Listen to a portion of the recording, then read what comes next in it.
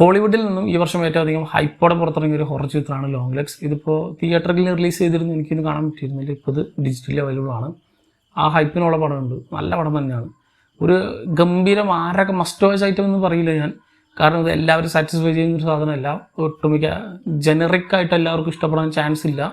പക്ഷേ ഒരു variety horror ചിത്രങ്ങളൊക്കെ ഇഷ്ടപ്പെടുന്നവർക്ക് തീർച്ചയായും സിനിമ ഇഷ്ടപ്പെടും. പ്രത്യേകിച്ച് A24 സിനിമകളും ഷഡറിൻ്റെ സിനിമകളൊക്കെ ഇഷ്ടപ്പെട്ട് കാണുന്നവർക്ക് ഒരു ട്രീറ്റ് തന്നെയായിരിക്കും ഒരു പടം. ആൻഡ് ഇത് ഹൊറർ എന്ന് പറയുമ്പോൾ ഒരു നോർമൽ സൂപ്പർ നാച്ചുറൽ അല്ലെങ്കിൽ ആ ഒരു പാനോരമൽ ടച്ചിലല്ല അത് പോകുന്നത്. ഇതൊരു ക്രൈം ഇൻവെസ്റ്റിഗേഷനാണ്. അതിനോടൊപ്പം തന്നെ ഈ എലമെൻസും കൂടി ബ്ലെൻഡ് ചെയ്യുന്നുണ്ട് സിനിമയിൽ. അത് ഒരു രക്ഷയില്ലാത്ത സാധനമാണ്. അത് ബ്ലെൻഡ് ചെയ്ത് വരുന്ന ഒരു ലെവൽ. ഈ ഒരു ക്രൈം ത്രില്ലർ എന്ന് പറയുമ്പോൾ ഒരു സീരിയൽ കില്ലർ ഉണ്ട്, അതിനന്വേഷിച്ച് ഒരു ഏജൻറ്റ് പോകുന്നു, ഒരു സൂപ്പർ അല്ലെങ്കിൽ ഒരു സ്പെഷ്യൽ ഏജൻറ്റ് പോകുന്നു. സോ അവരെ ചുറ്റിപ്പറ്റിയിട്ടാണ് ഈ കഥ മുഴുവൻ. സോ 2-3 ഇല്ല, അറ്റ്ലീസ്റ്റ് ഒരു ഒറ്റ ക്യാരക്ടറിനെ റിവോൾവ് ചെയ്തിട്ടാണ് മുഴുവൻ. ആൻഡ് മെയിൻ ആൻറ്റഗോണിസ്റ്റും പ്രോട്ടഗോണിസ്റ്റും തമ്മിലുള്ള ഒരു മൈൻഡ് ഗെയിമൊക്കെയാണ് പ്രധാനമായിട്ട് കാണിക്കുന്നത്. ആൻഡ് അത് കിഡിലിനായിട്ട് വർക്കായിട്ടുണ്ട്. നിക്കോളസ് കേജ് ഉണ്ട് ഇതിൽ, ചങ്ങായാണെന്ന് മനസ്സിലാവുക പോലുമില്ല. ആ രീതിക്കുള്ള ഒരു കിഡിലൻ പെർഫോമൻസാണ്. അങ്ങനത്തെ കരിയറിലെ ഏറ്റവും മികച്ച പെർഫോമൻസ് എന്ന് പറയാം. കുറച്ച് ടൈമേ ഉള്ളൂ, വളരെ മിനിമം റൺ ടൈം മാത്രമേ ഉള്ളൂ. എന്നാൽ ഇതിൽ മെയിൻ ലീ ഹാർക്കർ എന്ന് പറയുന്ന മെയിൻ ആൻറ്റഗോണിസ്റ്റ് ക്യാരക്ടറാണ് അവതരിപ്പിച്ച ആ ഒരു ക്യാരക്ടർ അല്ലെങ്കിൽ ആ ഒരു കാസ്റ്റ് ഒരു രക്ഷയില്ല. ആൻഡ് ഇവരുടെ പെർഫോമൻസ് തന്നെയാണ് സിനിമ ഡ്രൈവ് ചെയ്യുന്നത്.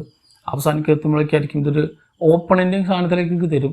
പക്ഷേ അപ്പോൾ തന്നെ നമുക്ക് ഏകദേശം മനസ്സിലാവും ഇതിൻ്റെ ലെവൽ എന്താണെന്നുള്ളത്. ആൻഡ് ഇതിൻ്റെ പോക്കും ഇതിൻ്റെ ആ ഒരു മൊത്തത്തിലുള്ള ഐഡിയോളജി എന്താണെന്നുള്ളത് തുടക്കം മുതലേ നമ്മളൊന്ന് റീവാമ്പ് ചെയ്യുന്നത് അതിൻ്റെ ആ ഒരു എൻഡ് സീനിലാണ്. സോ ഈ സിനിമയുടെ സ്ട്രക്ചറിങ്, അതിൻ്റെ ഒരു ഒഴുക്ക് ആൻഡ് അത് ജസ്റ്റിഫൈ ചെയ്യുന്ന കുറേ സാധനങ്ങൾ. ഇതിപ്പോൾ നടന്ന സംഭവം പോലെയാണ് ഇത് കാണിക്കുന്നത്. ആൻഡ് അതുപോലെ നമുക്ക് ഫീൽ ചെയ്യുകയും ചെയ്യും.